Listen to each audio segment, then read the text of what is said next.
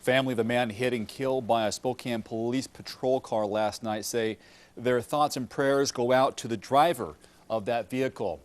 This crash happened around 10 last night at the intersection of Monroe and Montgomery.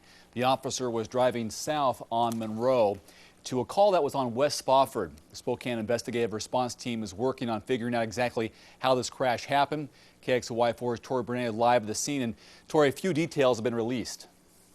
Yeah, there's still a lot of unanswered questions. What we do know is he was standing on Monroe at or near Montgomery. Now, the intersection here at Monroe and Montgomery has a very clear crosswalk with a light. Now, if he was standing in that crosswalk, his body must have flown at least 50 feet because that is the spot where witnesses say his body landed.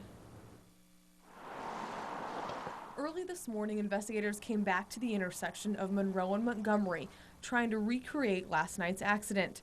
Right now, little is known about what happened that led to the death of a man friends and family say wouldn't hurt a soul. I guess God thought it was his time to go. Family and friends say the man killed is 52-year-old John Van Curler. They say he was staying at a house in the area, but they don't know where he was walking at 10 last night. People at two bars near the intersection say they knew John and called him the Can Man because he collected cans for cash. Well, he was a good man. He had a hard life. Didn't have much of a home. Investigators say they haven't been able to find anyone who saw the crash happen. We spoke with an employee at this gas station on Monroe, a block away from Montgomery. He said he was standing outside with his back to the intersection when he heard two thuds. He turned around and saw Van Curler fly through the air.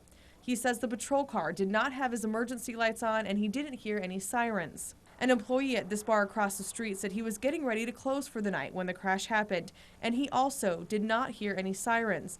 The officer that hit Van Curler did CPR until paramedics arrived, and he was taken to the hospital where he later died. John just happened to be in the wrong place at the wrong time.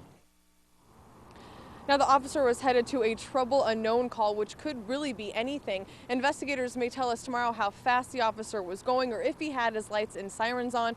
And the Van Curler family says they feel awful for the officer that was driving that patrol car. And they just say right now they are considering this to be a very tragic accident. In Spokane, Tori Brunetti, KXLY4 HD News.